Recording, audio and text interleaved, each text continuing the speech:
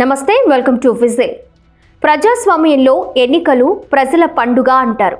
కానీ ఒక ప్రశ్న మాత్రం తరచూ వినిపిస్తుంది. ప్రజలు నాయకులను ఎన్నుకుంటున్నారా, లేక నాయకులు ప్రజలను మోసం చేస్తున్నారా? భారత రాజ్యాంగ చరిత్రలో ఎన్నో సంఘటనలు జరిగాయి.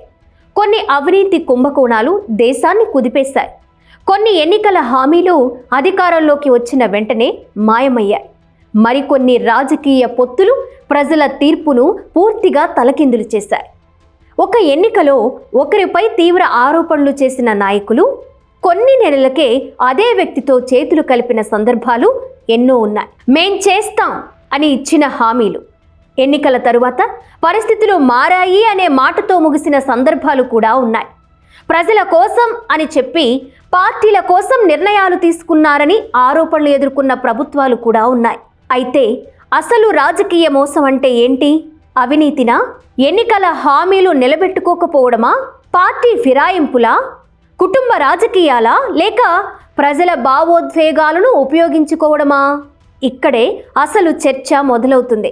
ఎందుకంటే రాజకీయ నాయకులు ప్రజలను మోసం చేయగలరు, కానీ ప్రతి ఎన్నికలో చివరి తీర్పు మాత్రం ప్రజల చేతుల్లోనే ఉంటుంది.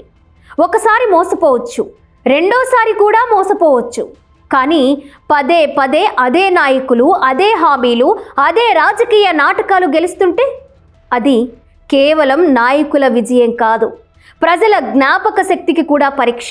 అందుకే ప్రజాస్వామ్యంలో అత్యంత పెద్ద రాజకీయ మోసం ఏదైనా ఉంటే అది ఒక్క నాయకుడు చేసేది కాదు, ప్రశ్నించని ఓటరు కూడా దానికి భాగస్వామి. అందుకే చివరి ప్రశ్న, రాజకీయ నాయకులు ప్రజలను మోసం చేస్తున్నారా, లేక ప్రజలే ప్రతి ఎన్నికలో మళ్ళీ అదే కథను నమ్ముతున్నారా? Whistle question. ప్రజాస్వామ్యంలో అసలు బాధ్యత ఎవరిది? నాయకులదా, ఓటర్లదా? కామెంట్ చేయండి.